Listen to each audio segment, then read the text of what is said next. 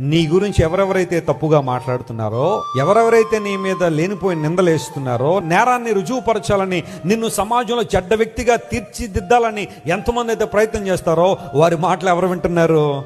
దేవుడు వింటున్నాడు. నువ్వు కంగారు పడాల్సింది లేదు, నువ్వేదో ప్రూవ్ చేసేవలసిన పరిస్థితి అయితే అసలు లేదు. ఇక్కడ ఎవరైనా నీ గురించి తప్పుగా మాట్లాడుతున్నారంటే నువ్వు చేయాల్సిన పని ఏంటో తెలుసా? దేవునికి అవకాశమే.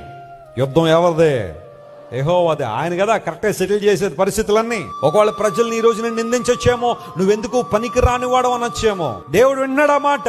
వారి మాట తప్పు అని ప్రూవ్ చేయడానికైనా దేవుడు నిన్ను పనికొచ్చేవాడిగా చేయబోతున్నాడు. గట్టిగా చప్పట్లు కొట్టి యేసునామమున మహిమపరచును. హల్లెలూయా.